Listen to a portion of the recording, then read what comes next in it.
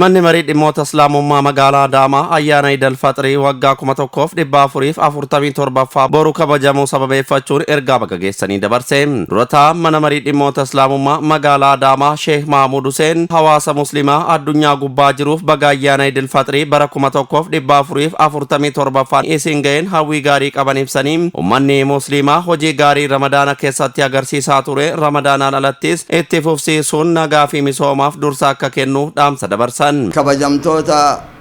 muslimtoota hunda dura baga rabbiin subhaanahu wa ta'ala ayyaana Iidal Fixrii bara 1447 isin gahe. Kana yoo jedhu awwala galanni ka rabbii kennaati subhaanahu wa ta'ala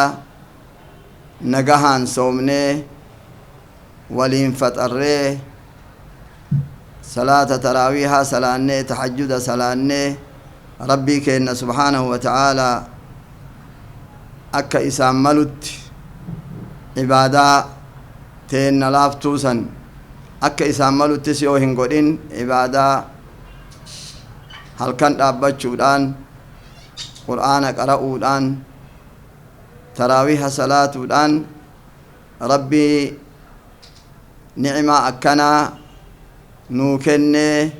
نجاها نطمر سيسة الرديبيني الحمد لله رب العالمين مسلم توتا ورا حركة الأي والجين يروه الدو الرديبيني فتروهم يادتني إني كوني ديجر سكون رمضان بود اللي اتفوفوق أبا itti dabaluun yaada kaasaniin mootummaan ayyaanota iidaa irratti nageenya hawaasa muslimaa tiksuuf sochii taasisaa jiruuf galata qaban ibsaniiru. Maasha Allah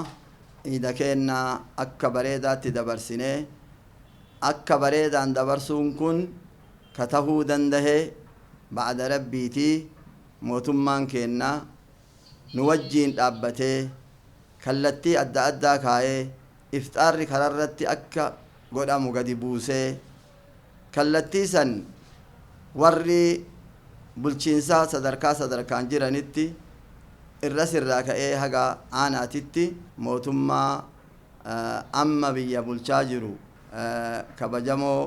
muummicha ministeeraa Dr. Abiyyi Ahmadiin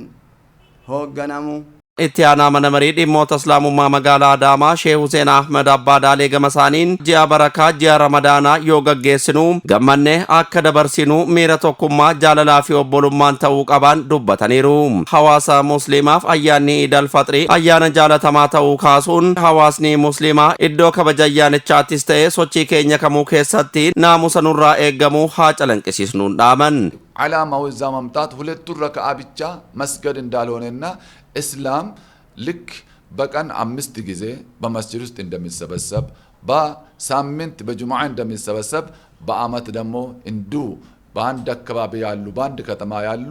በዒድ አልፍጥር ላይ ይሰበሰባሉ። Haaluma wal fakkaatuun ergaa waliigalaa karaa barreessaa mana marii dhimmoota Islaamummaa magaalaa Adaamaa obbo Abdurrahiim Tashaaleen hawaasa muslimaatii kan darbe yoo ta'u sagantaan iidaa dirree iidaa darbu hawaasni muslimaa bakkuma jirutti osoo hin dhiphatiin moobaayilaan tamsaasa kallattii raadiyoo EBS 107 irratti hordofuu akka danda'u dirreen iidaa kaduraarra bal'ateera waan ta'eef dirreen iidaa osoo hin guutin dallaa masjidaan alatti salaatuu caalaa saffaa duraa argachuuf jecha ulamoota dursanii taa'uu dhiisuu fi daa'imman waliin gara dirree iidaa yoo dhufnu daa'imman keenya harkatti qabachuu fi irraa fagaachuu dhabu akkasuma hawaasni muslimaa dursee sa'aatii 12tti bakka salaataatti argamuu qaba karaa nagaa fi gammachuu ta'eenis kabajuu qaban ergaa dabarsan. Akka mana marii dhimmoota Islaamummaa magaalaa Adaamaatti haala kabaja ayyaana Iidal Faxirii tii wal qabatee hawaasa magaalaa keenyaatiif ergaalee armaan gadii dabarsuun barbaachisaa ta'ee argamee jira. Inni tokkoffaan hawaasni keenya yookiin jamaan masgiidoota irra jiru guyyaa ayyaanichaa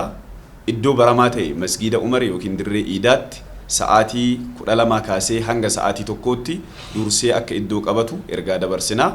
Kana jechuun salaanni subii akkuma salaatameen namni hunduu gara dirree iidaatti akka deemu. Inni lammaffaan rakkoo waggoota dabraniif kan ture sagaleedhaan wal qabatee sagalee guddistuudhaan wal qabatee rakkoo jiru kana furuudhaaf walta'iinsa Adaamaa Broadcasting Service fi manni marii dhimmoota islaamummaa magaalaa Adaamaa keenya waliin taasise irratti hundaa'uudhaan guyyaa ayyaanichaa tamsaasni kallattiidhaa ni dabra. Kanaaf hawaasni keenya hundi isaatuu tamsaasa kallattii kana argachuudhaaf dambalii yookiin firikwensii raadiyoo sagalee Adaamaa hordofuudhaan salphaadhumatti haala yookiin sirna kabaja ayyaanichaa argachuu danda'a. Kanaaf dambaliin yookiin firikweensiin sagalee Adaamaadhaa 100.7. Hawaasni magaalaa keenyaa hundi guyyaa ayyaanichaa sa'aatii 12 irraa kaasee akka hordofu teknoolojii faana deemuudhaan bilbiluma harkaa qabdan fayyadamtanii iirfoonii fayyadamtanii sirna ayyaanichaa akka hordoftan manni marii keenya walta'iinsa Adaamaa Broadcasting Service waliin isinii dabarsuu barbaanna. Inni sadaffaan iddoon dirree iidaa